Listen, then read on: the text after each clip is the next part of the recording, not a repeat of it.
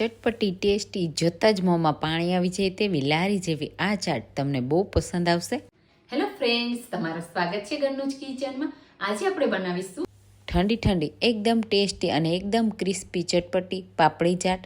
દહીં સાથે બનાવીશું તો એકદમ પરફેક્ટ અને એક લારી જેવી જ ઘરે બનશે. તો ચાલો બનાવીએ. એના માટે સૌથી પહેલાં આપણે હંકડ તૈયાર કરી લઈએ. તો દહીંમાંથી આપણે પાણી દૂર કરવાનું છે. તો આ રીતે એક કપડામાં સરસ એવું દહીં એડ કરી દઈશું અને ગાંઠ બાંધી અને એકદમ સરસ રીતે આપણે દહીંને રહેવા દેશું. તો આ દહીં છે એને તમે આ રીતે ગાંઠ મારી અને ફ્રીઝમાં રાખી દેશો તો દહીં સરસ એવું ઠંડુ થઈ જશે અને પાણી પણ નીકળી જશે. તો હું એને ફ્રીઝમાં રાખી દઈશ. તો 30 મિનિટ માટે આપણે એને ફ્રીઝમાં રાખી દઈશું. ત્યાં સુધીમાં આપણે ચટણીઓ તૈયાર કરી લઈએ. ધાણાની એકદમ ટેસ્ટી અને તીખી ચટણી તૈયાર કરી લઈએ. એટલા માટે મિક્સર જારમાં લસણ, આદુ અને મરચાં અને ફ્રેશ લીલા ધાણા એડ કરી દઈશું. સાથે થિકનેસ માટે આપણે 2 ટેબલ સ્પૂન જેટલા સિંગદાણા, 1 ટીસ્પૂન જીરું, સ્વાદ પ્રમાણે મીઠું, 1 ટીસ્પૂન ખાંડ અને 1 ટેબલ સ્પૂન લીંબુનો રસ એડ કરીશું. તો ચટણીમાં એકદમ સરસ ગ્રીન કલર આવે એના માટે આપણે એમાં થોડું ઠંડુ પાણી એડ કરી અને એકદમ સરસ રીતે બ્લેન્ડ કરી લઈશું. તો આપણી એકદમ સ્મૂથ ચટણી તૈયાર થઈ ગઈ. તમે કોઈ પણ ચાટ સાથે આ ચટણીને બનાવી અને રાખી શકો છો અને જ્યારે પણ ચટપટી ચાટ બનાવવાનું મન થાય ત્યારે તરત યુઝ કરી શકાય. હવે આપણે ખજૂર આંબલીની મીઠી ચટણી પણ બનાવી લઈએ. એના માટે અડધો કપ આંબલી લેશું, એને આપણે આ રીતે પાણીમાં એડ કરીશું. સાથે અડધો કપ જેટલો ખજૂર અને સાથે 1/4 કપ ગોળ એડ કરીશું. તો જો તમારી પાસે ખજૂર ના હોય તો તમારે અહીંયા અડધા કપ જેટલો ગોળ એડ કરવાનો, અથવા તો તમને જેટલી ખાટી પસંદ હોય એ પ્રમાણે ચટણીને રાખી શકો છો. હવે એકદમ સરસ આપણે આ પાણી અને ખજૂર આંબલીને સરસ રીતે ઉકાળવાની છે. તો એકદમ સરસ આંબલી છે એ સોફ્ટ થઈ જશે અને સાથે ખજૂર પણ એકદમ સરસ સોફ્ટ થઈ જશે. ખજૂર એડ કરવાથી આ ચટણી થોડી થીક પણ બનશે અને સાથે ખાવાની ખૂબ જ મજા આવશે. તો અહીંયા તમે જુઓ થોડી જ વારમાં પાણી સરસ એવું ઉકળવા લાગ્યું અને એકદમ સરસ એવી ખજૂર આંબલી સોફ્ટ થઈ ગઈ. તો હવે નીચે ઉતારી અને ઠંડી કરી લેશું.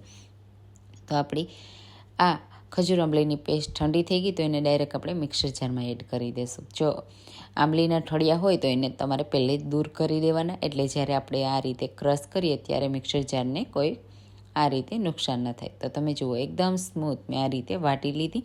હવે આપણે આંબલીમાં જે રેસા હોય એને દૂર કરવા માટે આ રીતે ગાળીને લેશું. તો અહીંયા હું મિક્સર જારમાં થોડું પાણી એડ કરી આ રીતે બધું પાણી એડ કરી દઈશ અને હવે એકદમ સરસ રીતે આપણે ગાળી લેશું. તો આ ખજૂર આંબલીની ચટણી તમે ફ્રીઝમાં 6 મહિનાઓ સુધી સ્ટોર કરી શકો છો. બિલકુલ ખરાબ નથી થતી, ખાવાની ખૂબ મજા આવે છે, બધી ચાટ સાથે ખાઈ શકાય છે. તો આ રીતે એકદમ સરસ ગાળ્યા પછી આ પલ્પને આપણે દૂર કરી દઈશું અને હવે આપણે ચટણીમાં મસાલામાં અડધી ટીસ્પૂન લાલ મરચું પાવડર, અડધી ટીસ્પૂન સૂંઠનો પાવડર, અડધી ટીસ્પૂન વરિયાળીનો પાવડર અને સ્વાદ પ્રમાણે મીઠું એડ કરી બધા મસાલાને સારી રીતે મિક્સ કરી લેશું. તો જો તમે પહેલાં ગોળ એડ ન કર્યો હોય તો આ સમયે તમે ગોળ પણ એડ કરી શકો છો. તો અહીંયા મેં આજે ખજૂર આંબલીની ચટણી બનાવી છે.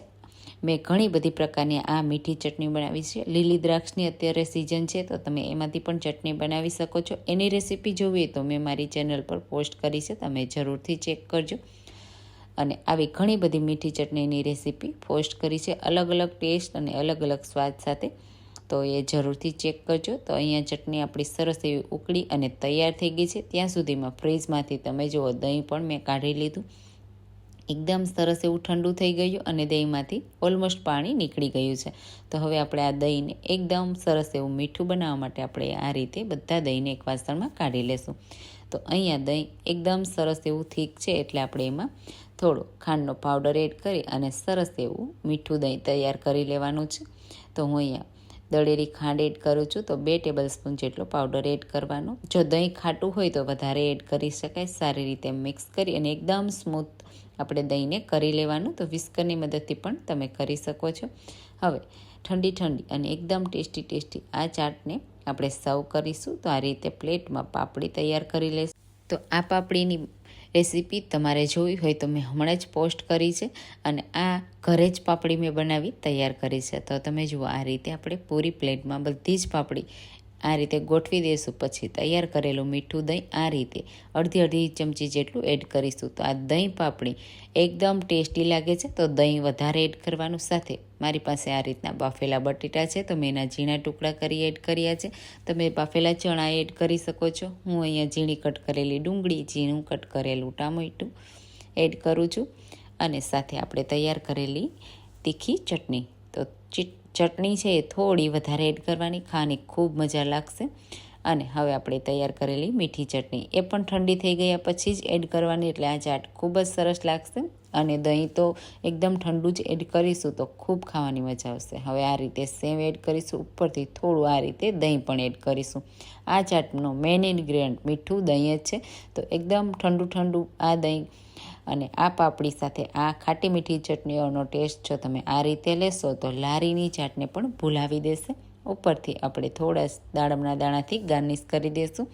અને હવે એકદમ ચટપટી આ ચાટ લાગે એના માટે આપણે થોડો ચાટ મસાલો પણ સ્પ્રિંકલ કરી દઈશું. અને આ ચટપટી, ટેસ્ટી અને ક્રિસ્પી અને ઠંડી આ દહીં પાપડી ચાટને એન્જોય કરીશું. તો તમને આ રેસીપી કેવી લાગી મને કમેન્ટમાં જરૂરથી કહેજો. જો તમને મારી રેસીપી ગમી હોય તો મારી રેસીપીને લાઇક કરજો, શેર કરજો અને મારી ચેનલને સબસ્ક્રાઈબ કરજો.